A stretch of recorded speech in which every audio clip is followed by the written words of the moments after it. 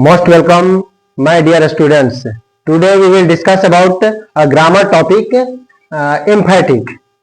And before starting this topic, I would like to say something about myself. My name is Salamuddin sir. You know very well.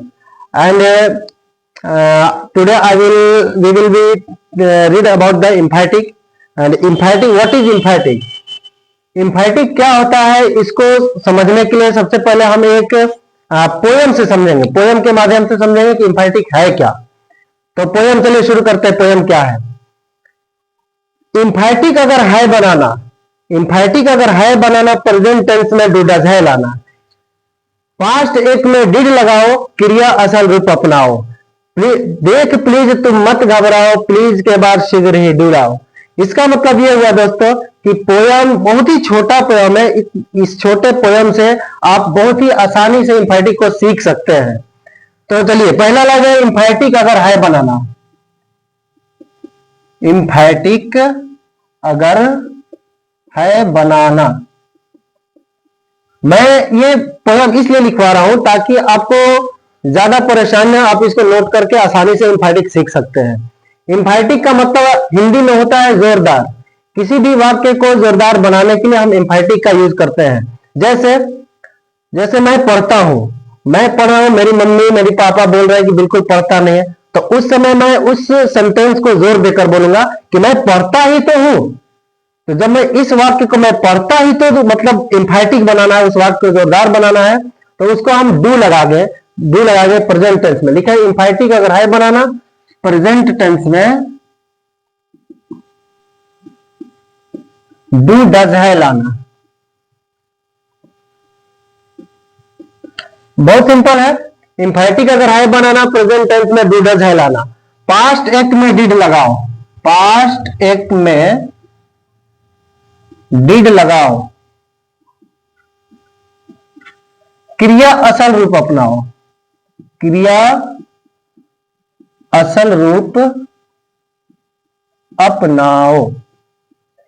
इसका कहने का मतलब है कि आप do does did जब भी यूज कर लेंगे तो हमेशा क्रिया का असल रूप यूज होता है। असल रूप कहने का मतलब V1, यानी वर्ब का फर्स्ट फॉर्म, जो वर्ब होता है उसका फर्स्ट फॉर्म ही हम यूज करेंगे। तो ये है क्रिया असल रूप अपनाओ। देख प्लीज, देख प्लीज तुम मत घबराओ, देख प्लीज तुम मत घबराओ, प्लीज के बाद, प्लीज के बाद शीघ्र ही डू लाओ। इस पोयम के बाद एक एक वाक्य पर हम एग्जांपल्स के साथ आप लोग को डिस्कस करेंगे। इसका एग्जांपल कैसे हम समझेंगे इजीली। अभी सिर्फ पोयम लिखवा रहे हैं, पोयम समझ लेंगे, इसको याद कर लेंगे, उसके बाद देखेंगे सेंटेंस में कैसे इसको यूज करेंगे। बहुत ही आसानी से बिल्कुल समझ में आ जाएगा। उसके बाद फिर कभी कोई परेशानी ही नहीं आएगा इम्फैटिक में होता क्या है। प्लीज के बाद शीघ्र डू लाओ। शैल का विल, शैल का विल और विल का शैल बनाओ,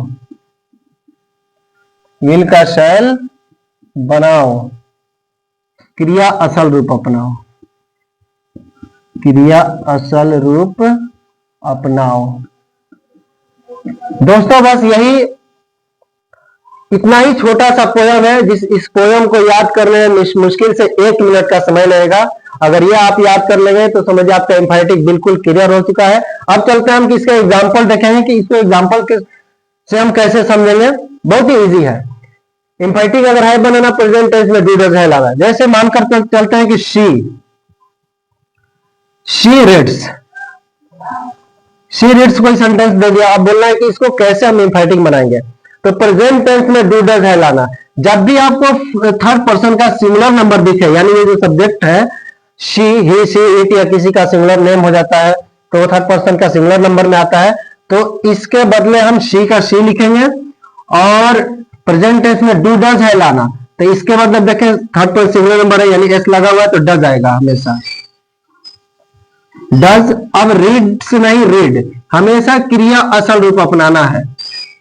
जब भी आएगा इम्फैटिक में तो डू डज डिड के बाद ही क्रिया सरल शी डज रीड हो जाएगा।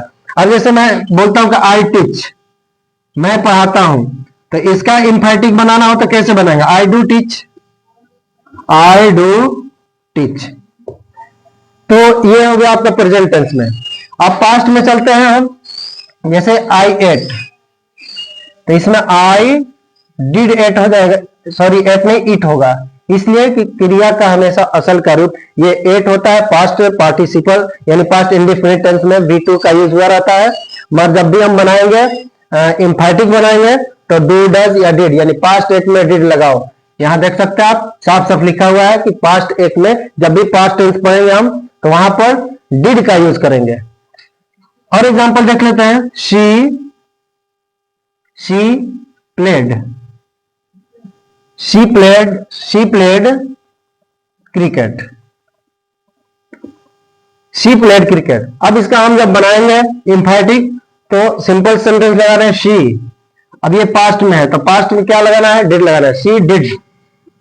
अब प्लेड नहीं रहेगा, जब भी आएगा तो V1 आ जाएगा, play, she did play cricket. Next चलते हैं हम, देख प्लीज तुम मत घबरा प्लीज के बाद शीघ्र ही डुलाओ। जब भी किसी सेंटेंस में प्लीज या काइंडली का यूज दिखे आपको तो प्लीज और काइंडली के बाद शीघ्र ही मतलब भी उसी समय वहां पर प्लीज दिखने के बाद कुछ सोचना नहीं है, आपको डू का यूज करना है। जैसे please help me, please help me, तो लिखेंगे इसका जब बनाएंगे हम प्लीज, प्लीज के बाद शीघ्र ही डू लाओ, प्लीज के बाद शीघ्र ही क्या लगाना है? डू लगाना है, please do help me, please do help me. बहुत ही सिंपल है। लास्ट चलेंगे हम, शैल का विल का शैल बनाओ, क्रियाशील रूप अपनाओ। अब देखिए किसी भी सेंटेंस में शैल विल का यूज दिखेगा, जैसे एग्जांपल में आई शैल हेल्प यू, तो उसके बदले लिखेंगे I will help you, emphatic बन जाएगा।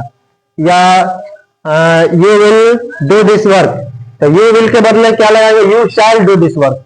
शैल का विल का शैल जब बना देंगे, जब भी शैल विल दिखे तो उसका शैल का विल हो जाएगा, विल का शैल हो जाएगा, तो आपका वो क्या बन जाएगा? एम्फैटिक हो जाएगा।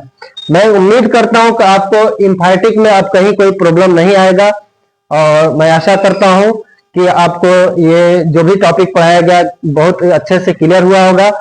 और अगर आपको इसी तरह से इंग्लिश सीखना है, एक एक चीज ग्रामर उसके बाद बुक जो भी सीखना है, तो आप मेरे इस चैनल को यूनिक स्टडी सेंटर चैनल को सब्सक्राइब कर लीजिए और ज्यादा से ज्यादा लाइक शेयर करते रहिए। मैं उम्मीद करता हूं कि आपको अच्छा लगेगा। मैं बहुत ज्यादा मेहनत करूंगा ताकि आने वाला वीडियो आपको ज्यादा इंटरेस्टिंग लगे। Thank you so much.